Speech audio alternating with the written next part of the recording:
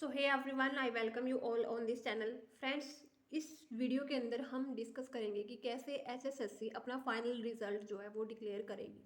It means कि normalised score में कैसे एक्स्ट्रा मार्क्स को ऐड किया जाएगा, यानी कि परसेंटाइल स्कोर में कैसे एचएसएससी अपने जो एक्स्ट्रा मार्क्स वो देती है बच्चों को सोशियो इकोनॉमिक क्राइटेरिया के बेसिस पे, तो कैसे वो ऐड किए जाएंगे। तो बेसिकली एक क्वेश्चन तो हम ये डिस्कस करेंगे। सेकंड क्वेश्चन हम डिस्कस करेंगे कि 18 शिफ्ट में जो इजी शिफ्ट थी, क्या उनके मार्क्स कम होंगे, या फिर 19 शिफ्ट में जो हार्ड और मॉडरेट लेवल की जो शिफ्ट थी, क्या उनके मार्क्स इंक्रीज होंगे। ठीक है, तो ये तीनों ही क्वेश्चंस के हम यहाँ पर आंसर जो है फाइंड करेंगे। सो पहला जो क्वेश्चन है वो है कि नॉर्मलाइज्ड स्कोर जो कि परसेंटाइल स्कोर आपका निकलेगा, उसमें कैसे एक्स्ट्रा मार्क्स ऐड होंगे। तो बेसिकली एक बार हम देख लेते हैं कि एचएसएससी ने फॉर्मूला दिया है जिसके बेसिस पे वो परसेंटाइल स्कोर निकालेगी, which is N upon capital N into 100। तो यहाँ पर स्मॉल एन क्या है? स्मॉल एन है वो कैंडिडेट जिनके मार्क्स आपके इक्वल है। ठीक है, आपके इक्वल मार्क्स है या फिर आपसे कम है, या फिर कम मार्क्स जिन बच्चों के हैं। ठीक है, तो वो हो जाएगा आपका स्मॉल एन। और कैपिटल एन क्या होगा? जितने टोटल कैंडिडेट आपकी शिफ्ट में थे, टोटल नंबर ऑफ कैंडिडेट।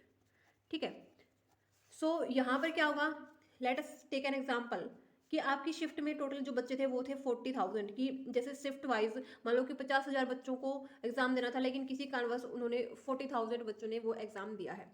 ठीक है, नाउ अब स्मॉल एन क्या होगा कि आपका स्कोर एक्स वाई जेड कुछ भी है, आई डोंट नो, और इससे हम कुछ आइडिया भी नहीं निकाल सकते हैं। ठीक है, तो एन आपका क्या है कि नंबर ऑफ वो स्टूडेंट जिनके मार्क्स आपके इक्वल या आपसे कम थे। लेट अस सपोज कि 35,000 बच्चे ऐसे हैं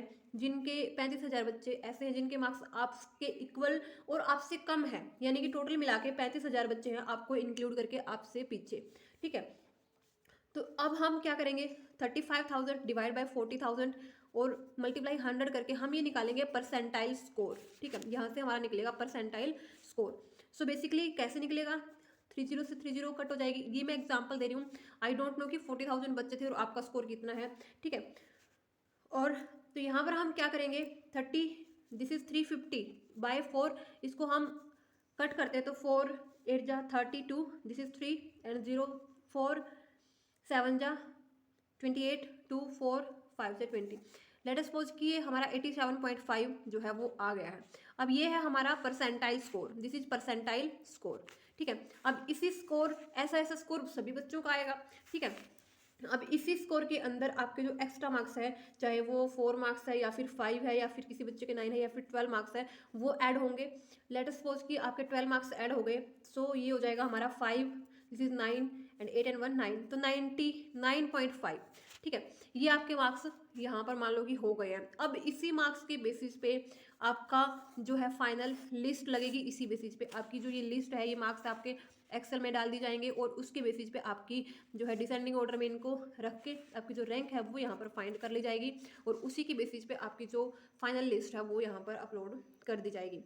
ठीक है, और हो सकता है कि किसी बहुत सारे बच्चों के सेम मतलब बहुत रेयर चांसेस होते हैं कि बच्चों के जो परसेंटाइल स्कोर है वो सेम हो, क्योंकि ये 7 डिजिट तक इसको आगे फर्दर काउंट करते हैं डेसिमल के बाद। लेकिन फिर भी अगर इन एनी केस की लिस्ट सेम हो जाए, यानी कि रैंक आपका सेम हो जाए, तो उस बेसिस पे आपको एज जो है प्रेफरेंस यहाँ पर दी जाती है। अगर आपकी यहाँ पर एज आपकी ज़्यादा है किसी और बच्चे के कंपेयर में जो कि आपके सेम रैंक पे ही लाई करता है, तो उस केस में आपको प्रेफरेंस यहाँ पर दे दी जाएगी, आपका रैंक उससे आगे जो है वो कर दिया जाएगा। ठीक है, अब एक क्वेश्चन और था कि क्या मार्क्स कम होंगे? तो मार्क्स कम नहीं होंगे, किसी के भी मार्क्स कम नहीं होंगे, चाहे वो इजी शिफ्ट हो या फिर वो हार्ड शिफ्ट हो। ठीक है, हार्ड या फिर मॉडरेट शिफ्ट हो, तो मार्क्स यहाँ पर किसी के भी कम नहीं होंगे। क्यों? क्योंकि इजी शिफ्ट में जो कंपैरिजन होगा बच्चों का वो इजी शिफ्ट वालों से ही होगा। ठीक है, यानी कि जो बच्चे आपके साथ में जो मान लो 40,000 बच्चे हैं, उनके लिए वो पेपर जितना टफ आपके लिए है उतना ही टफ उन बच्चों के लिए भी है, तो उनसे कंपैरिजन हुआ है आपका, उसी के बेसिस पे आपके रैंक निकला है। हार्ड शिफ्ट में जिन बच्चों ने हार्ड पेपर को जो है मान लो कि यहाँ पर 35,000 बच्चों ने यहाँ पर पेपर दिया, तो इसी बेसिस पे ही इनकी जो है यहाँ पर जो नॉर्मलाइज्ड स्कोर है वो निकलेगा। यहाँ पर मार्क्स कम होने का तो क्वेश्चन ही पैदा नहीं होता, तो बच्चे इतने जो है फियर में क्यों है कि कम होंगे, किसके मार्क्स ज़्यादा बढ़ेंगे। तो मार्क्स कम ज़्यादा नहीं होंगे, वो डिपेंड किया है कि आपके इजी शिफ्ट में बहुत सारे बच्चों ने जो है अच्छा स्कोर कर लिया था, इस वजह से उनकी जो नॉर्मलाइज स्कोर है, उनका परसेंटाइल स्कोर है वो यहाँ पर ज़्यादा ज़्यादा आया है, और इस वजह से काफ़ी बच्चे उस शिफ्ट से बाहर हो गए थे। ठीक है, तो ये था आज का क्वेश्चन हमारा। आई होप कि आप लोगों को समझ में आया होगा ये पूरा क्या पूरा प्रोसीजर है, क्या मैटर रहने वाला है। ठीक है, तो thank you and have a nice day.